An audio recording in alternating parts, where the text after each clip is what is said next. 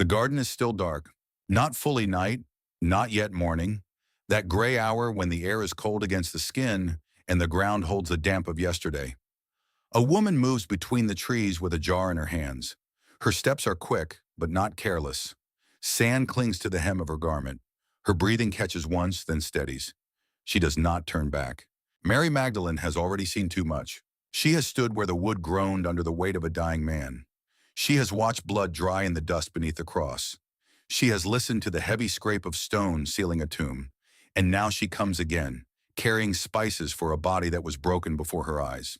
This is the woman many still speak about wrongly. For centuries, people have given her names the gospel never gave her. They have buried her beneath rumor, confusion, and careless preaching. Prostitute, outcast, mystery, scandal. But the church gives us something holier than gossip. It gives us a witness, a woman delivered by Christ, a disciple who stayed when others fled, a soul who heard her own name spoken by the risen Lord in the quiet of a garden before sunrise. And once you see Mary Magdalene clearly, you cannot remain unchanged. People still lower their voices when they say her name. You can hear it in sermons and conversations, even in quiet reflections. A pause, a hesitation. Then the label slips out, almost automatically. She was a sinner, a prostitute, a woman with a past. The words hang there, unquestioned, repeated, passed down. But if you open the scriptures slowly, carefully, you will not find that accusation written beside her name. Not once. The gospel never calls Mary Magdalene a prostitute. Not in Gospel of Luke, not in any of the four gospels. Yet the misunderstanding persists. And it does more than distort history. It shapes how people see themselves. Because many believers quietly carry the same burden. They assume that their identity is tied to their worst moment.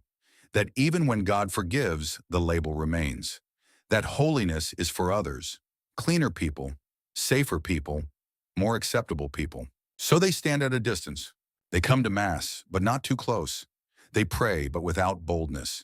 They serve, but never believe they could be chosen. Deep down, they think, God may tolerate me, but he would never trust me. This is the real problem. Not just that Mary Magdalene has been misunderstood, but that through her, millions have misunderstood the mercy of God itself. Because if she is only remembered for what she was, then no one is ever truly free. And if grace does not rewrite her story, then perhaps it does not rewrite ours either. The jar presses against her palms. Clay, cool, solid. She tightens her grip as she walks. A branch catches her sleeve. She pulls free without stopping. The path bends. The tomb should be there. But something is wrong. She slows, one step, then another. The stone is not where it was. She stops completely now. Shoulders rise, breath holds.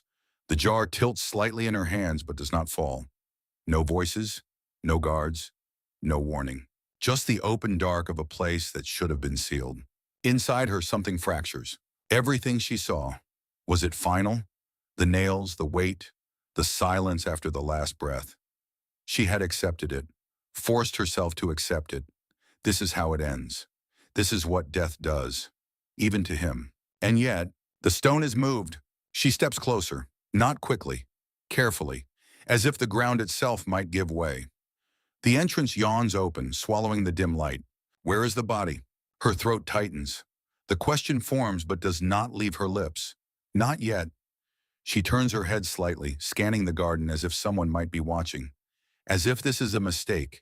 As if someone has taken him. Faith collides with what her eyes see. She believed. She followed. She stayed when others ran. And now the tomb is empty. What does that mean? What is she supposed to do with that? She does not understand. Not yet. The church does not begin with speculation. She begins with what has been given. The Gospels speak plainly. Mary, called Magdalene, from whom 7 demons had gone out. CF Gospel of Luke 8:2. Nothing more is added. No accusation, no scandal. Only this. She was bound, and then she was freed. And that is not a small detail. In Scripture, the number 7 speaks of fullness, not a passing affliction, not a minor struggle, a complete captivity of the soul. Whatever held her deeply. And then she encountered Jesus Christ. No argument is recorded, no ritual described, just the result. The chains were gone. This is how the gospel reveals her. Not as a symbol of sin, but as a sign of liberation. and she did not disappear afterward. Luke tells us something even more striking. She, along with other women, provided for Jesus and the 12 out of their own means. Luke 8:3. She was not a passive follower. She was present, active, invested, standing there, listening, supporting the mission. At the cross, when the noise turned violent, when the sky darkened, when most had already left, she remained. Compare Gospel of John 19:25. At the tomb, when grief had not yet turned to understanding, she returned. And then, in the stillness of the garden, something the church has never stopped proclaiming. She was the first to see the risen Lord. Not a ruler, not a priest, not one of the 12. A woman whose past had been marked by affliction, now entrusted with the first announcement of the resurrection. The Catechism teaches that the resurrection is the central truth of our faith, the foundation upon which everything stands. CF Catechism of the Catholic Church, 638. And the first human voice to carry that truth into the world was hers. This is not accidental. God does not act carelessly in salvation history. He chooses deliberately, he reveals purposefully. Mary Magdalene is not remembered because of what she once suffered. She is remembered because Christ entrusted her with something eternal. And the church, in her wisdom, calls her Apostola Apostolorum, the apostle to the apostles. Not because she replaced them, but because she was sent to them. That is who she is. The truth the church gives us is simple, but it is not shallow. Mary Magdalene is not defined by sin, but by encounter. This is how God works. He does not begin by preserving reputations. He begins by restoring persons. When the gospel tells us she was freed from 7 demons, it is not inviting curiosity about her past. It is revealing the depth of Christ's authority. Evil does not negotiate with him. It leaves. And once it leaves, something else takes its place. Not emptiness, not neutrality, belonging. This is why Mary does not return to her old life. She follows, she listens, she gives. Her resources, her time, her presence, they are no longer centered on herself. They are directed toward him. In Catholic teaching, this is the movement of grace. Grace is not only forgiveness, it is transformation. The Catechism of the Catholic Church teaches that grace heals and elevates the soul, enabling us to participate in the life of God. It does not leave a person unchanged. Mary becomes a visible example of that. Notice what the Gospels emphasize. She is present when others withdraw. She stands when others scatter. She returns when others stay hidden. This is not coincidence, it is coherence. The one who has been deeply freed often loves deeply, not because she is stronger, but because she remembers what she has received. And here, the misunderstanding about her matters. If Mary were simply reduced to a scandalous past, then her story becomes one of shame, barely covered. But the church refuses that reduction. She sees instead a woman who has been restored to dignity and then entrusted with mission. That is the pattern of discipleship. Christ restores, Christ calls, Christ sends, and he does not wait for a perfect resume. He acts in truth. She steps into the tomb.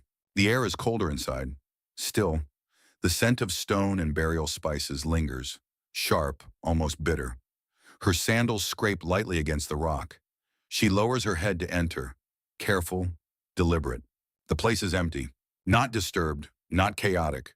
The linen cloths lie there folded, set aside, not torn away, not stolen in haste. She kneels without thinking. The jar touches the ground beside her with a dull, hollow sound. Her hands remain open for a moment, suspended in front of her, as if they no longer remember what they came to do. This was the last act, the final service, the closing gesture of love.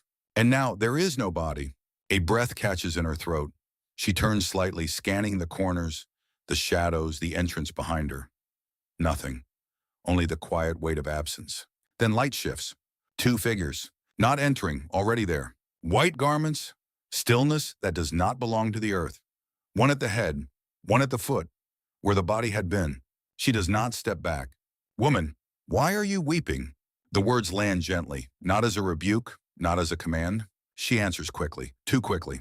They have taken my Lord, and I do not know where they have laid him. She turns again, away from the tomb now, back toward the garden. The air feels different, open, exposed. A man stands there, not far, close enough to hear her breathing, close enough to see the dust on her garments. Woman, why are you weeping? Whom do you seek? She does not look long, not carefully. Her eyes pass over him as one would pass over a worker, a keeper of the grounds. Sir, if you have carried him away, tell me where you have laid him, and I will take him. Silence. Then, one word. Mary. Everything stops. Her hands tighten, her head lifts. She turns fully now, not scanning, not guessing, seeing. The voice does not explain, it does not argue, it calls. And she knows. Rabuni. The jar is forgotten. The tomb is behind her. The morning has changed. Not because she understands everything, but because she has been called by name. She moves toward him, not slowly this time. Her hands reach forward, then stop, suspended in the air, as if remembering something sacred, something untouchable. The space between them is small, close enough to fall at his feet, close enough to cling.